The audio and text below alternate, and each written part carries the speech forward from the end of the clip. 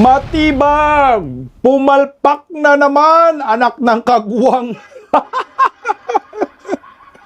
Muling naisahan at natakasan ng magaling na senador at dating musang at PNP chief, Senator Ronald Bato de la Rosa, ang NBI Director na uplok na sinabi ni Mayor Basti, Choy!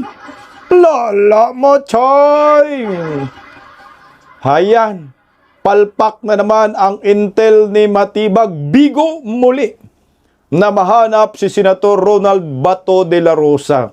Wala namang kasing kakayanan itong si Matibag. Malayo sa kalingkingan kay Senator Ronald Bato de la Rosa. Malayo pa lang kayo, kita na kayo ng mga mata ni Bato. Yung daming mata ni Bato sa ulo pa lang yan, pinalibutan na. Panpilaw, Pinky Lacson, inilaglag ni Banayo. Sila umano ang utak ng Kunas kasama si Tuta Soto, anak ng kamuti. Lumalabas na talaga ang totoong mga kulay ng mga hunyango na ito. Magandang gabi sa ating lahat. Palike po muna, pa-share, pa-subscribe at pakipindot ang inyong mga notification bell para lagi po kayong updated sa ating mga video. Unahin po muna natin itong paglaglag ni Banayo kay Panfilo Lacson na itinanggi nila na meron silang pinag-uusapan na Kunas, lalo na po itong si Tuta Soto. Kamalas po ninyo dahil buhay pa po yung tao na nakakaalam sa inyong mga maiitim na plano para sirain ang 1987 Constitution. Pakinggan po muna natin itong si Banayo bago po natin pag-usapan kung paano naisahan ni Senator Ronald Bato de la Rosa itong si Melvin Matibag. O ito, pakinggan natin si Banayo. Pero totoo ba, Chairman, dito na siya ang kausap mo at iba pa na sinabi nila sa iyo magandang ideya yung mag-Constitutional Assembly o CONAS at ang mga senador ay gagawing 3 per region? At paano po nangyari yung usapan? Let me tell you the story there, no? Yun. Okay. Meron kaming tinatawag niyang Thursday Eating Club, Thursday lunch, no? Na ang membership niyan iilan lang. Nag-umpisa yan nung 2001 pa. Ganun na katagal yan. Oo, at ang mga naging kasama dyan, mga dating senador or incumbent senators, kilalang mo yan, ayaw ko kung naging professor mo, si June Factoran, sa UP. Pero Brad ko sa Sigmaro, oo. No? Kaya si Gringo Honasan is a member, no? Si Rolex Suplico, probinsya mo, no? Marami pang iba, no? Na si Boots Aquino, the late Boots Aquino, no? So, yung mga yan ang nag-aano dyan, no? So, every Thursday, we have lunch together. At, syempre, nagkakausap na kung ano-anong topics from politics to the personal. The personal, yung mga kung ano-ano, pati mga, minsan kung ano-ano pinag-uusapan. Nung May 7, May 7, pumunta si Ping kasi hindi siya laging nandun eh. Hindi siya pasulpot-sulpot siya. May 7 dumating siya doon. Tapos habang nagla-lunch kami, nagdi-dessert na kami actually noon. Bigla siyang sinabi niya, alam mo, na nung isang araw, sabi niya, nagpunta ako sa Soler kasi meron ako meeting. Pero pagpasok ko dun sa Soler, nandun yung mga security ni Senate President. At that time, Senate President pa si Tito Soto. Akala siguro, sabi niya, kasali ako doon sa meeting. Kasi nga, lagi naman kami magkasama. Sir, dito ho. Pumasok naman siya. Pagpasok niya doon, sabi niya, ang nakita niya, si Speaker Boji D, kasama si Deputy Speaker Ferdinand Hernandez, si Senate President Tito Soto, at yung Secretary of the Senate, si Dong Mendoza. Meron pa raw isang tao pero hindi naman niya kilala kung sino. So hindi niya sinabi sa amin kung sino. Tapos sinabi niya, ang pinag-uusapan nila, yun nga, Constituent Assembly to revise or amend the Constitution. No? Tapos, sabi niya, ang plano daw, ang proposal daw is to elect senators by region. So, sabi niya, pinag-uusapan nga kung 2 o 3 per region. So, since we have 18 administrative regions, sabi niya, 36 ang, kung 2, or 3 each, magiging, 54. Nako, ang dami nun. Nagsabi pa nga daw si Senate President Soto na, pero paano naman yung baka hindi pumayag ang tao niyan kasi may mga regions na maliit, may mga regions na malaki, pareho ng NCR. Excuse me, maraming population, di ba? Eh hindi naman daw inano yun. Tapos, the next issue na pinag-usapan is,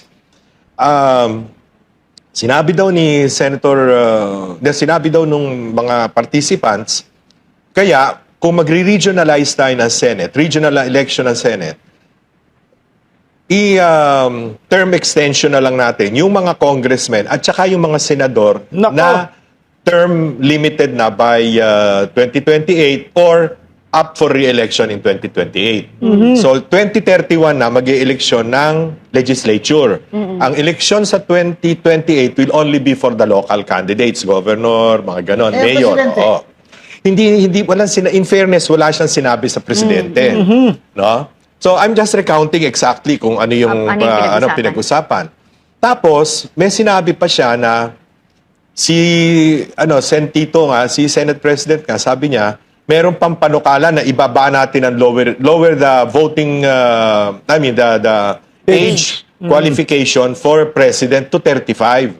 At sabi nga niya si Vico kasi hindi magko-qualify sa 20 sa age biniro daw niya ng ganon.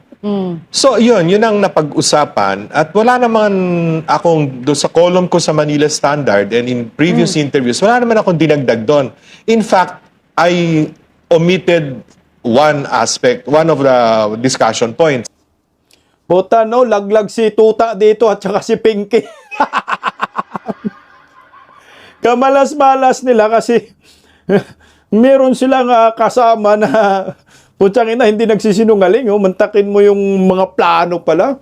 Sa 2028, walang senatorial election at walang congressional election. So mga local lang, mga mayor lang yung election.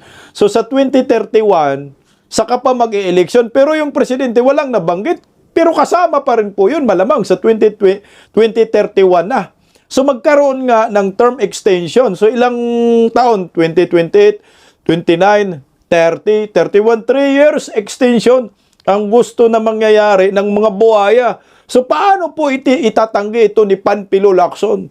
Na nandyan na buhay si Banayo, tapos magsisinungaling kayo na wala kayong kunas, wala kayong planong na babaguhin ang batas, mga nik-nik, no? Ito, tuloy lang natin ng konti si Banayo para alam natin yung kwento.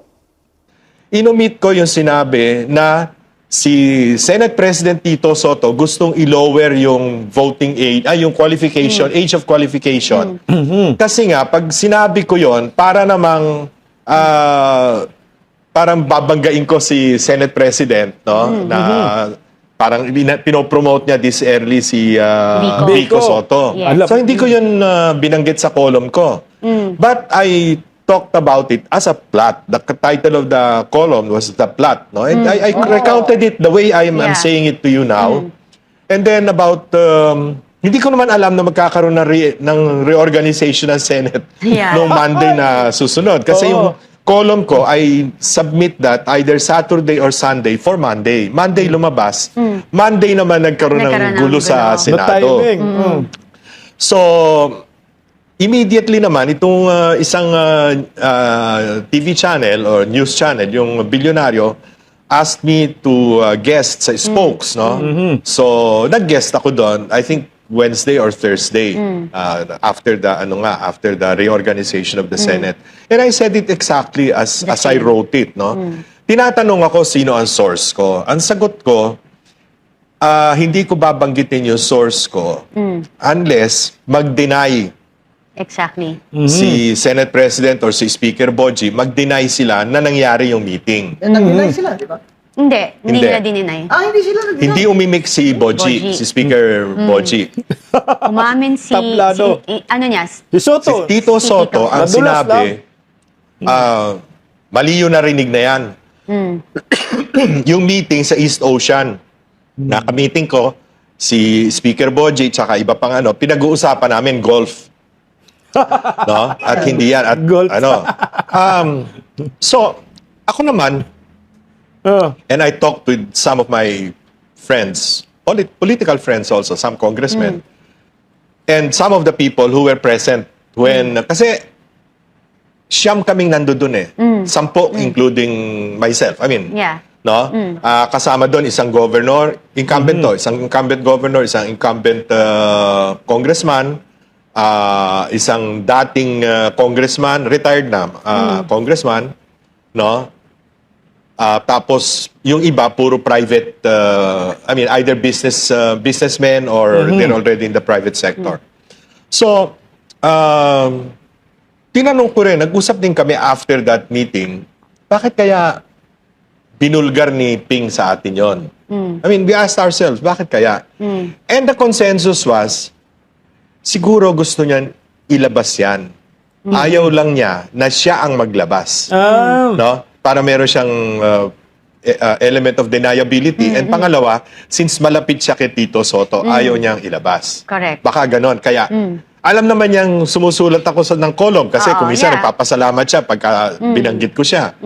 Alam din naman niya na nai-interview ako every now and then. So, you know, bakit? hindi niya diba? sinabing wag Bakit? niyo Oo. ikwento. At wala siyang sinabing privileged communication to. Wag niyo, atin-atin lang ito. Yeah. Wag nang lalabas. Wala siyang sinabing ganun eh. So, I thought, naniwala ako na gusto niya ipalabas. Correct. Kaya lang, parang parang Dali. intentional leak. No? So, ganun na nangyari. Kaya sinulat ko and then nagpa-interview ako later on that issue. Ngayon, events came so fast. Sinabi niya, that's all. Sinabi, kasi ito naman si Senator Amy, nabasa yata nung staff niya yung column ko, pinabasa sa kanya. Tumawag sa akin si Senator Amy. Hoy, sabi niya, dito, sino source mo? Sabi ko, hindi ko sasabihin ang source ko, ako. Wala ako sasabihin ng source ka ako. Basta kako, yan, nangyari yan kako. Ganon. And I said nga, 10 kami doon, no, na nag-uusap-usap. No? Apparently, itong, based on, ngayon ko rin lang, kahagabi ko rin lang, o kahapon ko rin lang nakita yung video na pinresent ni Sen. Amy sa Senado, parang meron siyang ibang sources. No? Hindi Correct. lang ako kasi may mga dinagdag na siya. Nagulat ako doon sa sinabi niyang 50 years old itataas ang voting, ang qualification for president and vice president to 50 years old. So, nagtaka ako. Ayoko naman tanungin siya tungkol doon. Bakit 50 years old? Baka meron siyang information na ganon. So, nag-Google ngayon ako nung 1973 Constitution nung tatay niya. Nakita ko doon, nung palang 1973 Constitution, there was a provision that the age qualification of a candidate for president is 50 years old on the day of the filing of candidacy. Hindi on the day of elections. Kasi I remember then, Filing of candidacy. So malamang yung 50 years old na ideya galing kay Bongbong Marcos kasi panahon mo na tatay nila. Sige, kunti lang para may ideya pa tayo. si Ninoy Aquino nanalo sa Senado pero he would not be, he was short of from, kasi birthday niya November 27 eh. Oo, ang election first Monday of November. So nung binoto siya ng tao, hindi pa siya 35. 35 siya, November 27 pa. Pero nanalo siya sa Supreme Court and so he was allowed to be proclaimed as senator. So kitang-kita mo si Presidente Marcos talagang parang sinisiguro niya na kung magkaroon man ng eleksyon sa 1973 na hindi na siya pwedeng tumakbo, hindi magpa-qualify si Si Ninoy Ninoy. Aquino. Oo, correct. No, so baka ako dun nakuha ni Aimee yung 50 years old. I don't know. No, kung ano. Pero I also talked to some congressmen. Hindi ko na babanggitin kung sino.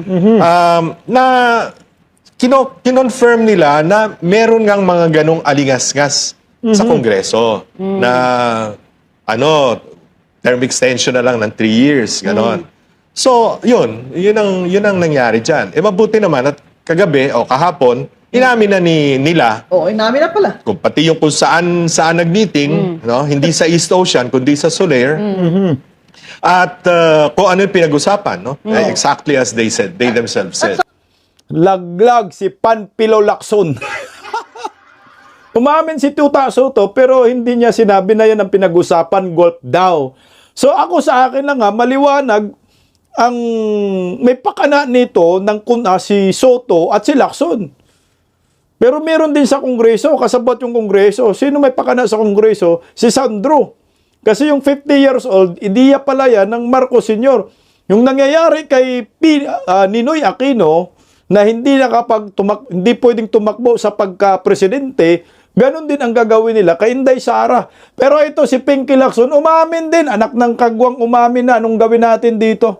I confirm that I witnessed a portion of their conversation. I think present during that discussion, of course, the minority leader, Speaker Boji D, the Deputy Speaker, I think Hernandez, and tingnan the mo. former Secretary of the Senate, Dong Mendoza.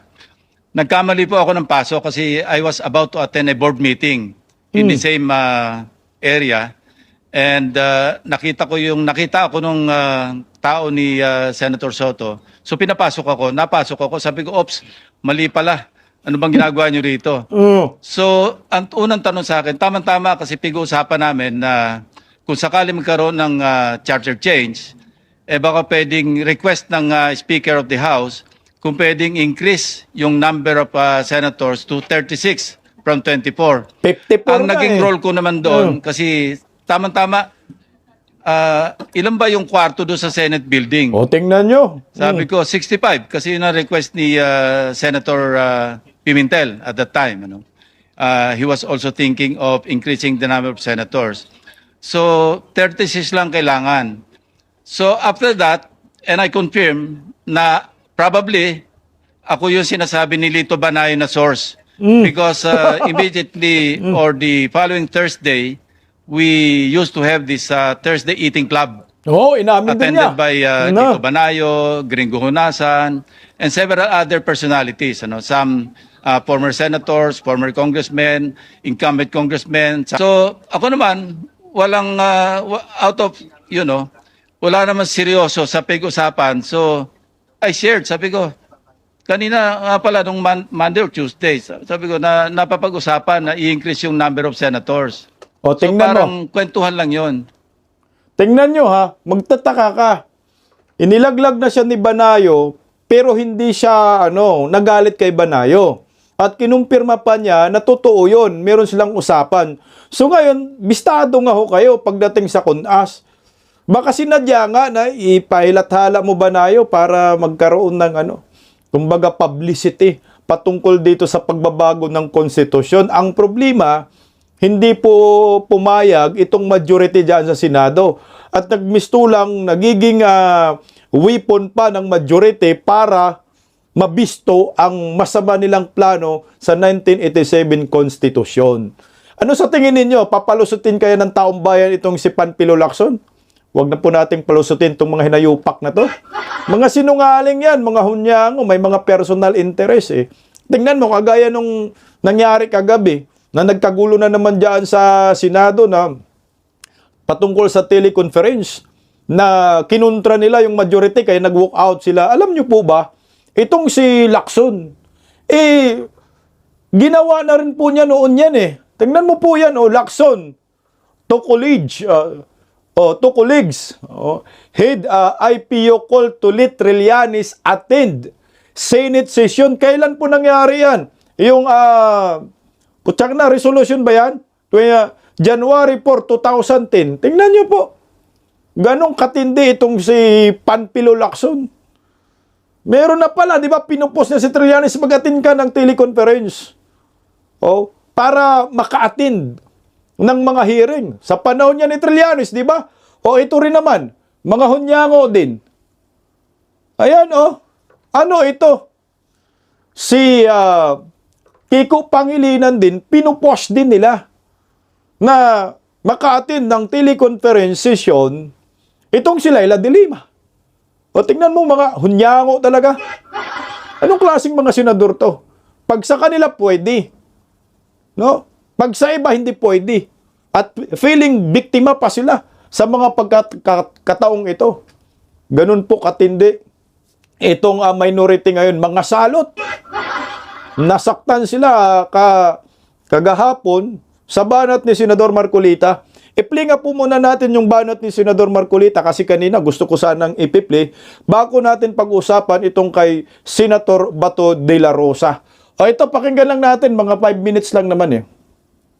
Sir, na parang minamadali daw po ninyo yung pag-tackle doon sa motion dahil nga daw po may mga ilang senador sa majority yung kakasuhan at possible makukulong din po. Yun ang kanya sinisip. Yun ang iniisip niya. Kaya ba ayaw niya rin madaliin namin? Dahil gusto niyang may makulong. Ganun ba? Because that argument can cut both ways. So, parang tungtuwa ba siya na mayroong makulong sa amin na hindi namin magamit yun? Kung talaga nagmamalasakit ka at we are colleagues here in one institution, dapat hindi siya magsasabi ng gano'n. Correct. Diba? Pero ganun po bang intention, sir? Para po sa possible na makulong o wala dito? Ang sinasabi ko kanina pa, hindi dahil lamang doon. Ang sinasabi ko, maski ang COMELEC, pinayagan na nga na bumoto. Ito ay makabagong panahon na natin. Let us take advantage of modern technology. Correct. Communication, information technology. Pwede naman eh. Para sa ganun, lahat makapag-participate. You know that Congress is a deliberative body. It's a parliamentary institution. So lahat dapat magampanan ng tungkulin. Bakit mo i-deny sa kanya yun? Sabi naman namin doon, under justifiable conditions or situations. So, paliliwanag na, hindi pa nga kami makapag-debate. Ako, talagang gigil na sila. So, na, pwedeng lumabas po sana yun sa debate, sir? sana nga, ganun lang. Kung hindi naman sila magbibigay ng pagkakataon na pag-usapan namin, naku, kamumusong ko pa lang, talaga nakala mo yun. Parang meron silang piniprevent na may sila pala yung, ang iisipan pala nila, ganun eh. Pero pa kaming iniisip na ganun. Pero sir, kung sakali, justifiable reason po ba para sa virtual attendance sa session? Tsaka na natin pag-usapan niya kung mag-a-apply nga doon sa debate namin. Correct. Pag-usapan pa namin yung motion eh. Pero Sen, originally po ba nakaschedule na pag-usapan po yan today? Ma'am, alam mo yun, may 11 pa kung natatandaan yun. Yung mga marami sa inyo nandun. May 11 sa nangyari. Isip-isipin mo, may 11 yun ha. Yung minority, sapagkat nakuha namin ng majority, nandun sila lahat sa lounge namin. So ako naman, kinukumusta ko naman sila. Saan napunta itong mga kasama? Di nakita ko. Nagbiro pa nga ako eh. Mga bossing, mukha kayong malagihay lahat. Ba't ang pupula ng... Alam niya na ibig ko sabihin. Kaya kausap ko nila. At di nung i-propose ko yun, isip-isipin mo kahit na mapupula, biglang ito magbukagat. Talagang binabantayan na parang napaka... Something spectacular. Putang ina. Yun ang problema. Bakit parang napaka-special sa inyo? Parang bakit takot na takot ka ba kayo na i-amend natin ito? Ayaw ba ninyong i-take advantage sa modern technology? Ano ba tayo? Panahon pa ba tayo ng medieval age? Andito na yung technology. Sisihin natin ng COMELEC. Kayo naman.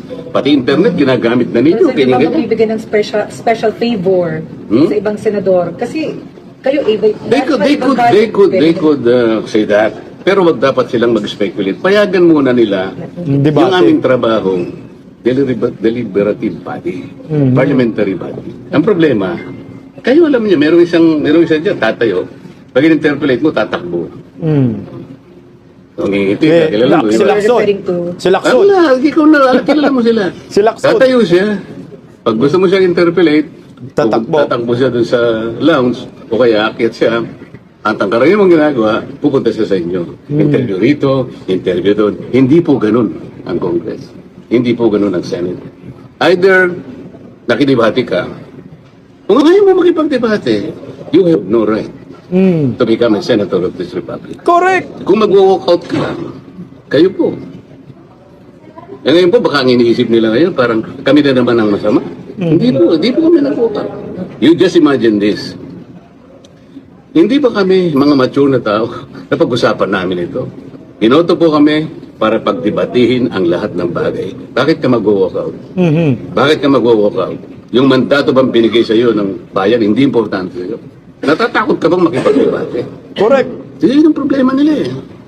Kami po hindi kami yung gumagawa. Hindi kami nag-uumpisa nito. So they just walk out and then they question the quorum. What do you think? Pero sir, your comment No, what sa- do you think? Your comment Teka muna. They walk out and somebody was left to just move to adjourn. What do you think? Dahil wala pang quorum. Sila nga nagbigay ng condition pa mawala ang quorum. Oh. So, plano nila yun eh. So what do you think? So what do you think, sir? Kasi kayo ang magbubunuan. Ba't kayo ako naman, siyempre, kailangan naman magtanong naman ako sa inyo. Hindi naman yung palagi Hindi lang. namin pwede ikaw ng sarili namin. Kayo No, yung namin sa I am not namin. asking you as a reporter, but a patriotic citizen of this republic. Lahat tayo kasama rito. Po, Gusto tayo ko na. makita nyo yung distinction. Bias talaga mga media. Siyempre, kung ikaw tatakbo ka, ayaw mo makipagdebate, putsa, umalis ka na lang, mag-resign ka na lang sa pagkasenador. Kasi pag didibatihin ka, nasasaktan ka, nagsusumbong ka sa media. Anong tawag sa inyo? Mga iyakin, mga talunan. O ito, panoorin nga natin yung moment na ito kasi si Senador Marcolita, sinugod ni Hontiveros, nasaktan eh. Si Hontiveros, sa sinabi ni Senador Marcolita, ang hirap talaga pag walang legal background. Panoorin natin. Wala po, huwag niyo palalawakin. Wala po sinabi, walang yung kung walang masyadong background sa mga. Gusto naman po eh. Magkakahirapan po talaga tayo. Kahit na po maghapon na pong nagsasalita sa general law and special law, pag hindi po niyo walang mag-distinction, may hirapan lang po.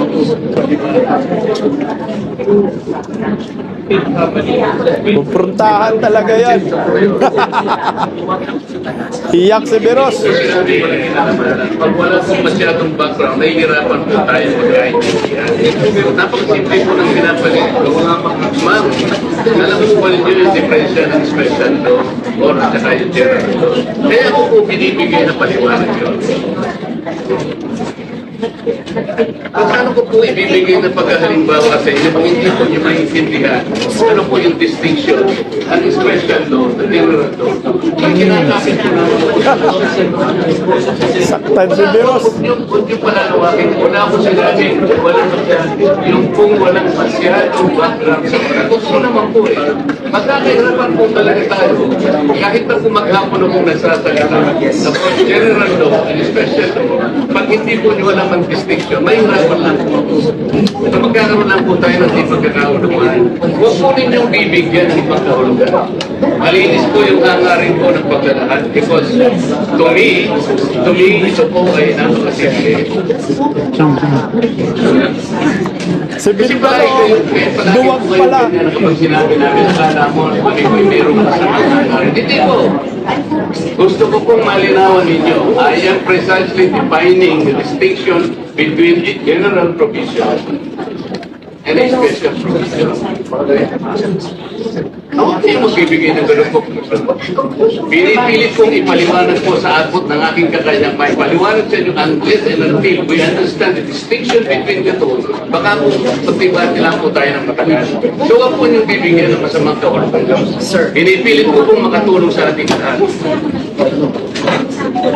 So naiintindihan po niyo yung distinction ng gender. So wala po tayong problema. I am trying to premise my discussion and my argument on the validity and supremacy of a special provision. Yan na po.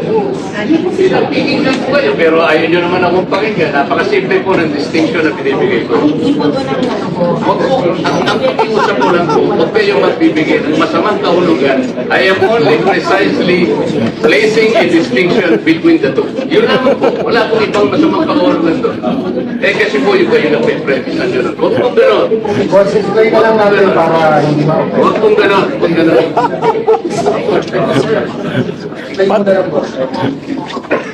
Pathetic distinction. Hindi alam ni Hontivirus.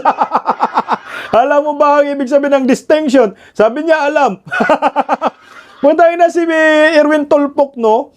Duwag pala, no? Duwag makipagdebate si Hontivirus. Nakipag-sagutan kay Marcolita sa ng session, suspende. Pero itong si Erwin Tulfo, hindi nakipagdebate. Di ba siya yung unang pumalag dahil daw wag mong sabihin na walang alam sa batas mga kasama mo? Pero ang anak ng kagwang napakatahimik. Oh my God! Oh, ito na. Ang lumabas. Nakatotohanan. Mga ubob. Yung nasa walkout 11. O tanga, Judas 11. O yung Senate Seds na wala ang mga hinayupak. Ngayon ito, walkout 11. Iyakin 11. Puta, talunan 11. Bubu 11. Lahat na ng kapintasan nasa kanila. Yun naman ang nakikita talaga natin. Kasi kung matapang kayo, makipagdebate kayo. O kasi nga, wala sila talagang mga alam. Walang background na legal. Walang legal background. O ito, pag-usapan natin, Senado pa rin po tayo. Tungkol kay Senator Ronald Bato de la Rosa. Ayan, sinalakay na po si Senator Ronald Bato de la Rosa ng National Bureau of Investigation kasama yung PNP-CIDG. Kaso nga lang, anak ng kagwang, palpak na naman si Matibag. Naisahan na naman ng isang musang Scout Ranger na Marines, no? Di ba? Dating PNP, putya. Si Bato pa, nakadaan ng digmaan. O ito, pakinggan po muna natin ang balitang ito patungkol sa kapalpakan ni Matibag. Sinalakay ng pinagsamang puwersa ng NBI at PNP-CIDG ang isang bahay sa Angeles City, Pampanga. Pinaniniwalaan daw itong hideout ng tinutugis na si Senator Bato de la Rosa.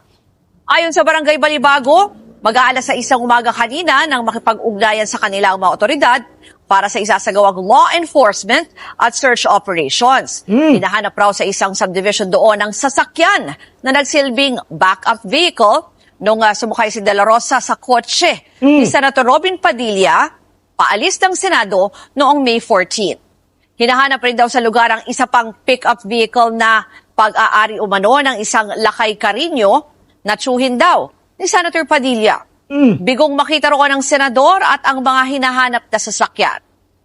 Samantala, binawi na ng PNP Firearms and Explosives Office ang lisensya at registration ng mga baril ni De La Rosa. Ayon sa revocation order, 117 baril ang nakapangalan kay De La Rosa. Agad-agad pinasusuko ng mga pulis ang lisensya ng mga ito. Una nang hiniling ng NBI ang license revocation matapos ituring na armado at mapanganib ang senador. Tinutugis ngayon si De La Rosa para isilbi ang arrest warrant mula sa International Criminal Court para sa kaso of crimes against humanity of murder. Narinig nyo? International Criminal Court na kaso?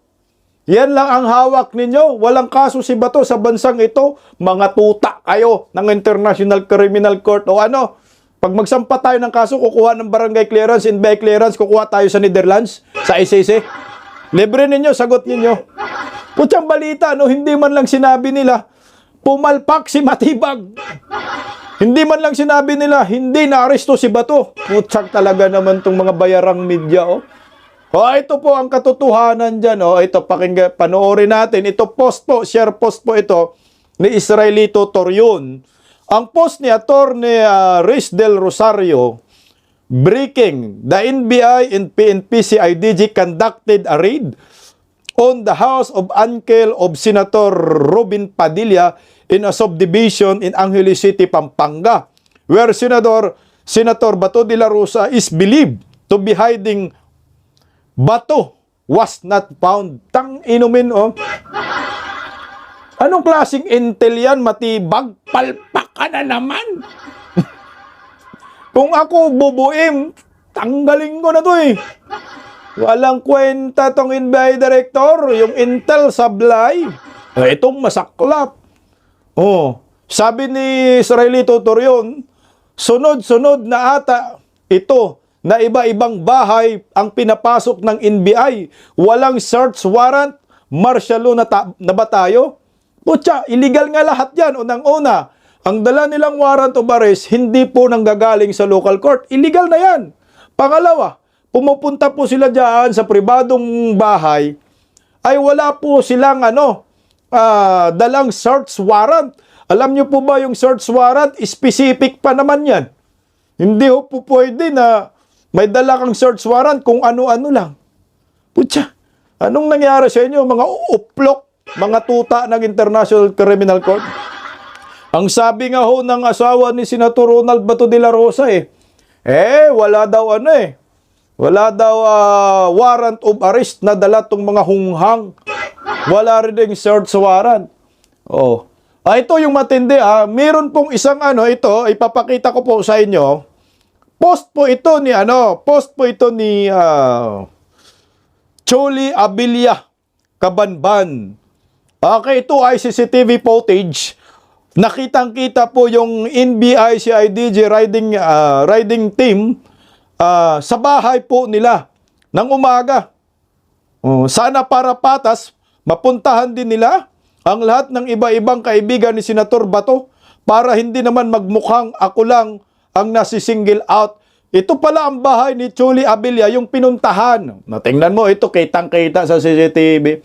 Sabi ni Choli, puntahan nyo lahat ng kaibigan ni Senator Bato. Ang daming kaibigan niya na.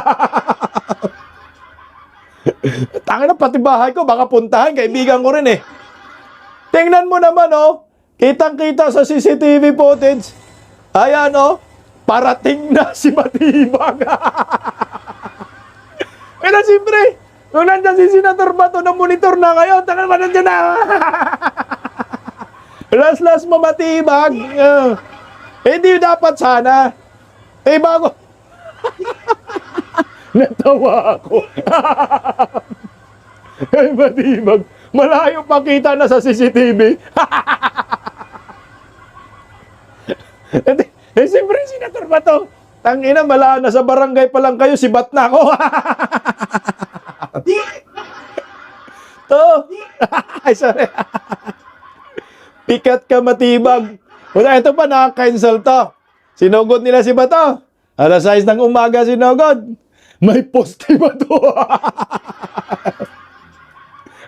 Ano yung Senator Bato post dyan? Binati niya po yung mga kapatid nating mga Muslim dyan. Anak ng kagol. Okay. Basahin natin, Milbin. Ano yan? Nakapost si Senator Bato. Nakapost si Senator Bato. Teka, yan ang post ni Senator Ronald Bato de la Rosa kanina. Pagkatapos mo sinugod nila yung bahay ng angkol ni Senator Robin Padilla. Anak ng kamuti, sa bahay talaga ni Senator Robin Padilla. Okay. Ito po yung post ni Senator Ronald Bato de la Rosa kanina. Pagkatapos po sumugod sila sa maling bahay. Puta, palpak talaga. Nakikiisa tayo sa ating mga kapatid na Muslim sa pagdiriwang ng Eid al-Adha, Feast of Sacrifice. Despite the persecutions we face on every possible front, we hold fast to our faith. No sacrifice will be in vain. God sees us. God is with us. Paano yan? Nag-share pa si Bato. yung bahay po na may-ari ng CCTV, ito po yan. Ayan, yung si Choli. Nasa kalbo rin po. Nasa kanang monitor po ninyo. Yun po yung CCTV niya. Yun po yung kaibigan ni Senator Bato de la Rosa. Ito. Anak ng kamote, uncle pala yan ni Senator Robin Padilla. Pati si Senator Robin Padilla, dinadamay na po nila. Ito, panoorin ho natin. Sasampahan na ng reklamo ng PNP, Criminal Investigation and Detection Group o CIDG, si Senator Robin Padilla at iba pang individual. Dahil umano yan sa obstruction of justice nang tulungan nilang makatakas si Senator Bato de la Rosa. Ayon kay CIDG Director Robert Morico, lumalabas sa investigasyon na hindi lang basta-basta nakisakay si Bato kay Senator Padilla nang umalis sila sa Senado madaling araw noong May 14. Isa raw yang planadong biyahe na maiwasang matiktikan si De La Rosa at makatakas. Meron pa nga raw isa pang sasakyan na bumubuntot noon sa kotse ni Padilla na nagsilbing security escort at backup car sa kanilang biyahe. Pagdiniin ng CIDG, tuwing may nangingialam sa pag-aresto sa isang criminal offender, rumurupok ang sistema ng katarungan sa bansa at nakokompromiso ang kapayapaan. Una nang sinabi ni Padilla na nakisakay lang sa kanya si Bato at hindi naman sila tumakas dahil marami namang pulis sa Senado nung mga oras na yun. Tangina, wala ngang pagtakas kasi may mga police din, may mga CIDG. Obstruction of justice, wala ngang warrant of arrest. Hanggang ngayon, wala kayong warrant of arrest labang kay Senator Bato, mga local warrant of arrest. Anong kaso daw? Obstruction of justice. Magkano ba ang multa ng obstruction of justice? Yan po ay may piyansa. 1,000 to 1,000 to 6,000. Okay na. Ang galing mo talaga ba to? Yan lang po ang penalty ni Senator Robin Padilla, pero wala kang obstruction. Kasi that time, meron pa ngang tiyaro hanggang ngayon nga, pinag-uusapan pa rin yung pinaka-kaso ni Senator Ronald Bato de la Rosa eh. Wala pa rin po. Nasa Supreme Court pa rin. Walang obstruction of justice. Walang warrant of arrest. No, as in.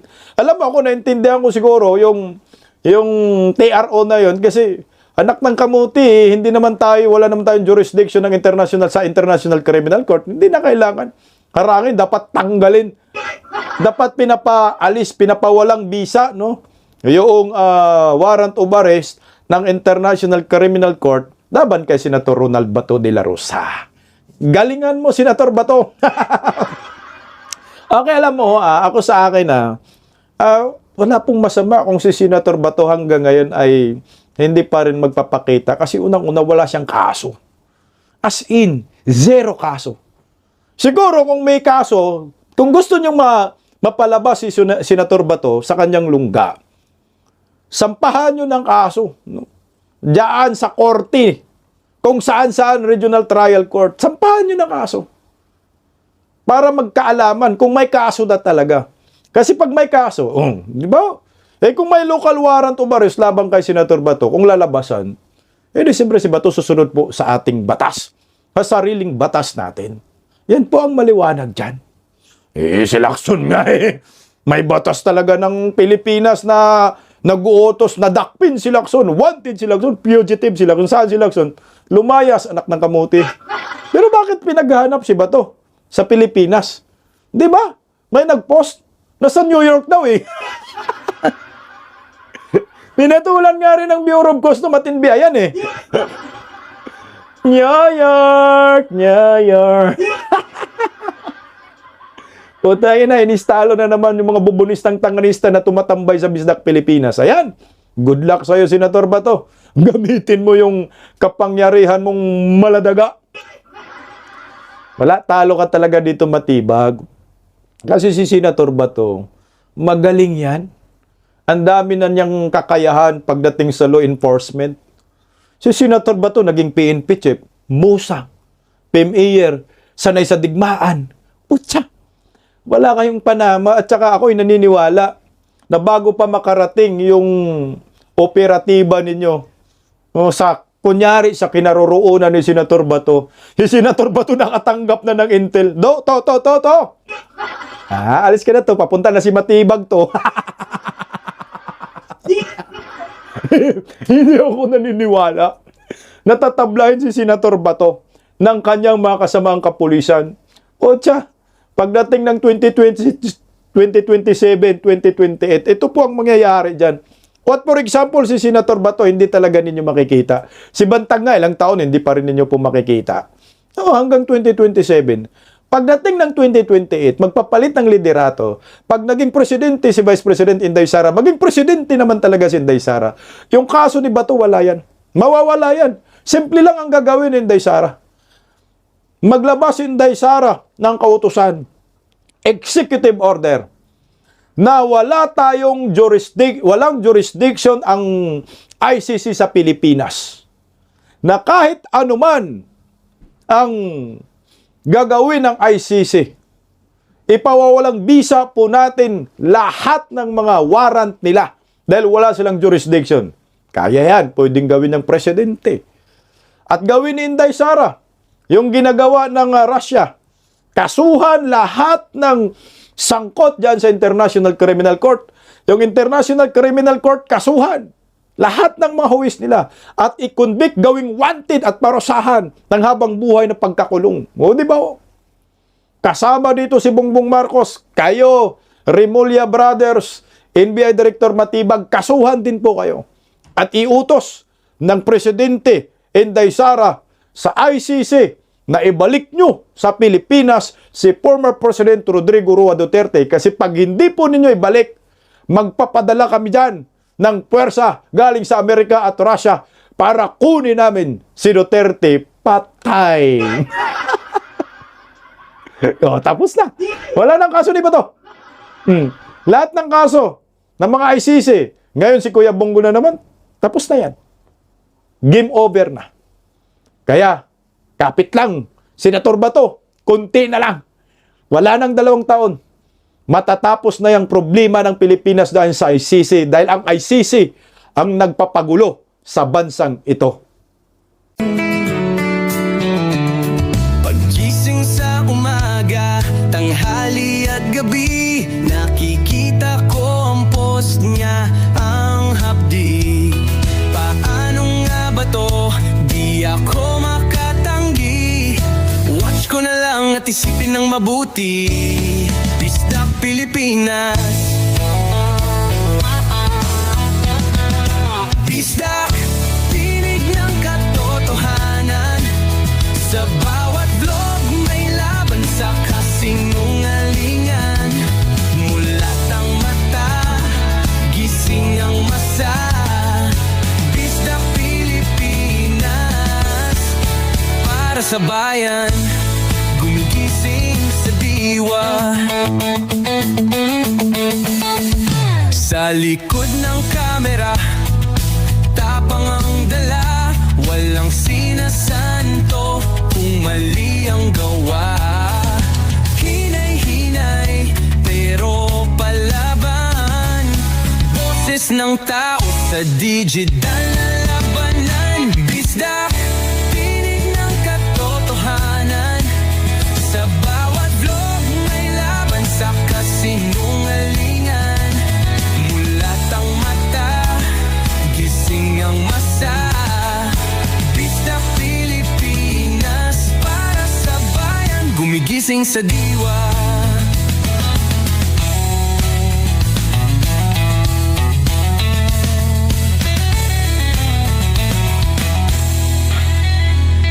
Hindi artista, hindi politiko, pero ang katotohanan, sigaw niya ay buo.